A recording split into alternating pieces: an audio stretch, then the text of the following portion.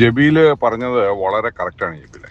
അതായത് നമ്മുടെ അറിവില്ലായ്മയും അജ്ഞതയുമാണ് ഈ കമ്മ്യൂണിറ്റിയിൽ നമ്മളെ തന്നെ മോശക്കാരാക്കിയത്. പറഞ്ഞ മനസ്സിലായോ? അതിപ്പം ജബീലിന് മനസ്സിലായില്ലേ? നമ്മൾ എന്നും നമ്മുടെ കൂടെയായിരുന്നു സത്യം, നമ്മളായിരുന്നു സത്യം. ഈ കള്ളം പറയുന്നവനാണ് അത് വിളിച്ചു പറഞ്ഞ് അവനെ വെളുപ്പിച്ചെടുക്കേണ്ട ആവശ്യം അവർക്കുള്ളൂ. നമ്മളെ ആൾക്കാർ അത് ചെയ്യാതിരുന്നത് എന്തുകൊണ്ടാന്ന് ചോദിച്ചു കഴിഞ്ഞാൽ നമ്മൾ പറയുന്നതാണ് സത്യം. നമ്മുടെ സൈഡിലാണ് സത്യവും നീതിയും ന്യായവും. അതുകൊണ്ടല്ലേ ഇടയനാലച്ചൻ എപ്പോഴും പറയുന്ന, ഇടയനാലച്ചൻ ഇതിനെക്കുറിച്ച് പഠനം നടത്തിയിട്ടാണ് അദ്ദേഹം ഇതിനോട് യോജിച്ചു നിന്നത്. അദ്ദേഹത്തിന് അസത്യത്തിന്റെ കൂടെ നിൽക്കാൻ പറ്റിയില്ല. അദ്ദേഹം പറയുന്നത്, ഇപ്പൊ അദ്ദേഹത്തിന്റെ ചില ഇന്റർവ്യൂവിൽ പറയുന്നുണ്ട്, നിങ്ങൾ ഒരു സത്യം എങ്കിലും എനിക്ക് താ, ഞാൻ അതെ പിടിച്ച് എങ്ങനെയെങ്കിലും ഇതിനകത്ത് കയറിക്കൊള്ളാന്ന് പറഞ്ഞു. അദ്ദേഹം പറയുന്നുണ്ട്, ഇന്നും ജീവിച്ചിരിക്കുന്ന മനുഷ്യനല്ലേ. കഴിഞ്ഞ 50 വർഷമായിട്ട് അദ്ദേഹം ഇവന്മാരോട് പറയുന്നുണ്ട്, നിങ്ങൾ ഒരു സത്യം, നിങ്ങൾ ഈ ചെയ്ത് കൂട്ടിയിരിക്കുന്ന സകല വൃത്തികേടിലും ഒരു സത്യം പറഞ്ഞാൽ മതി. ആ ഒരു സത്യം എന്ന് പറയുന്ന ആ ചെറിയ പിടിവള്ളിയിൽ പിടിച്ച് ഞാൻ എങ്ങനെയെങ്കിലും ഇതിനകത്ത് കയറിക്കൊള്ളാന്ന് പറഞ്ഞിട്ട് ഒരു സത്യം പോലും അവർക്ക് കാണിക്കാനില്ല. നിങ്ങൾക്ക് പറഞ്ഞു മനസ്സിലായോ? ഈ അങ്ങോളം ഇങ്ങോളമുള്ള മലങ്കര സഭയിൽ ഇവര് കാണിച്ചു കൂട്ടിയ വൃത്തികേടിൽ ഒരു സത്യം പോലും ഇല്ല.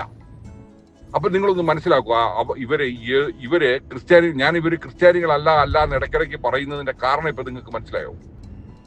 സാറേ, ഒരു ക്രിസ്ത്യാനി എന്ന് പറയുമ്പോഴത്തേക്ക് അവന്റെ ജീവിതത്തിൽ ചില തെറ്റുകളും കുറ്റങ്ങളും ഒക്കെ വന്നു പോയാൽ പോലും അവന് പറയാൻ ഒരു സത്യം കാണും, അല്ലേ? അവനെ നമുക്ക് ക്രിസ്ത്യാനിയായിട്ട് കണക്കാക്കാം. ആ ഒരെണ്ണം പോലും ഇല്ലാത്തവരെ നമുക്ക് എന്തായിട്ട് കണക്കാക്കാൻ പറ്റും? നിങ്ങൾ പറയും. ഒരെണ്ണം പോലും ഇല്ലാതെ. അതായത് ഇവര് സൺഡേ സ്കൂളിൽ കൊച്ചു കുഞ്ഞുങ്ങളെ പഠിപ്പിക്കുന്നത് തന്നെ പച്ചക്കള്ളമാണ്. നിങ്ങളൊന്ന് ആലോചിച്ച് നോക്കി. സകല പള്ളികളിലും ഉണ്ടാക്കുന്ന സകല കുത്തിത്തിരിപ്പും കള്ളമാണ്. അതായത് ഇടയനാലച്ചൻ അവരുടെ എല്ലാ നേതാക്കന്മാരോടും ചോദിച്ചു, അതായത് വൈദികരോട് ചോദിച്ചു, അദ്ദേഹത്തിന്റെ ഈ എന്താ പറയുന്നത് ഗുരുതുല്യരായിട്ടുള്ള വൈദികരോട് ചോദിച്ചു, മെത്രാന്മാരോട് ചോദിച്ചു, സമപ്രായക്കാരോട് ചോദിച്ചു. ആർക്കും ഒരു സത്യം കൊടുക്കാനില്ല. പറഞ്ഞു മനസ്സിലായോ? ഇപ്പൊ നമ്മൾ തന്നെ ഇപ്പൊ ഈ വാട്സപ്പ് ഗ്രൂപ്പിൽ നിങ്ങൾ പറയൂ, ഇവിടെ തന്നെ എത്രയോ പ്രാവശ്യം എത്രയോ യാക്കോബായക്കാർ വന്ന് എന്തെല്ലാം കാര്യങ്ങൾ പറഞ്ഞിട്ട് അതിലേക്ക് പോയ വഴിക്ക് പിന്നെ പുല്ല് പോലും കിടക്കാത്തതിന്റെ കാര്യം തന്നെയാണ്, സത്യമില്ലാത്തതുകൊണ്ടാണ്. പറഞ്ഞു മനസ്സിലായോ? ഒരു കാര്യത്തിലും സത്യമില്ല. ഇപ്പൊ തന്നെ ഞാനിപ്പോ ഒരു ഉദാഹരണം പറയാം. ഇപ്പൊ ഈ മപ്രിയാനയുടെ ലേറ്റസ്റ്റ് പ്രസംഗം പോട്ടെ, പുള്ളി എന്തേലും ആയിപ്പോട്ടെ, പാമ്പാടി തിരുമേനിയെ കുറിച്ച് പുള്ളി പറയുന്നത് പച്ചക്കള്ളമാണ് സാർ. അതായത് ദൈവം തമ്പുരാൻ പോലും ക്ഷമിക്കുകയില്ലാത്ത പച്ചക്കള്ളമാണ് പുള്ളി പറയുന്നത്. അതായത് പാമ്പാടി തിരുമേനിയെ നിങ്ങൾക്കറിയാം, ആ സ്വാത്വികനായ സാധു മനുഷ്യരെ ഉണ്ടല്ലോ, ഇവന്മാർ ഉപദ്രവിക്കാമെന്നതിന്റെ മാക്സിമം ഉപദ്രവിക്കുകയും വൃത്തികേട് പറയുകയും ചെയ്തിട്ട് ഇപ്പൊ പറയാ പാമ്പാടി തിരുമേനി അവിഭക്ത സഭയിലാണ് കാലം ചെയ്തത്, അതുകൊണ്ട് ഞങ്ങൾക്കൂടെ അവകാശപ്പെട്ടത്. ഇയൊക്കെ ഉളുപ്പ് നാണം ഉണ്ടെങ്കിൽ ഇവന്മാർ ഇത്തിരി വൃത്തികേട് പറയും. നിങ്ങൾ പറയും. അതായത് പാമ്പാടി തിരുമേനി ജനിച്ചു വളർന്നതേ മലങ്കര ഓർത്തഡോക്സ് സുറിയാനി സഭയിലാണ്. പാമ്പാടി തിരുമേനി ജനിച്ച് പരിമല തിരുമേനിയുടെ ശിഷ്യരായിരുന്നു. അന്നു മുതൽ പാമ്പാടി തിരുമേനി മലങ്കര ഓർത്തഡോക്സ് സുറിയാനി സഭയിലാണ് ജനിച്ചു വളർന്നതും ജീവിച്ചതും മെത്രാനായതും വൈദികനായതും എല്ലാം.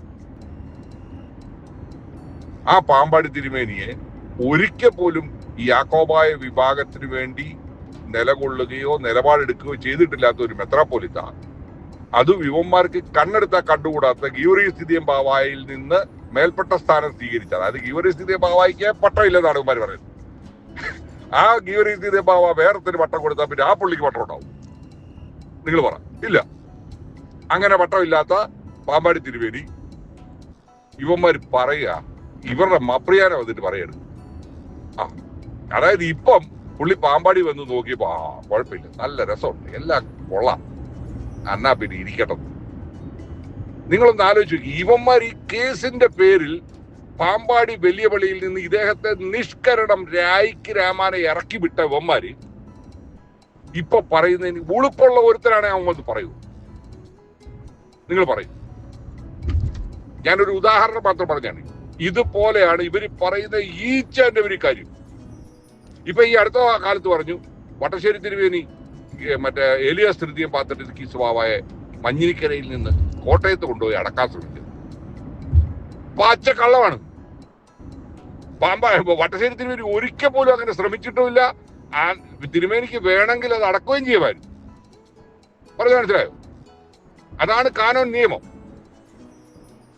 അതായത് സ്വന്തം സഹോദരന്മാരായ ഇവർക്ക് വിഷമം വരണ്ടല്ലോ എന്ന് വിചാരിച്ച് വട്ടശ്ശേരി തിരുമേനി അതിന് വാശി പിടിച്ചില്ല.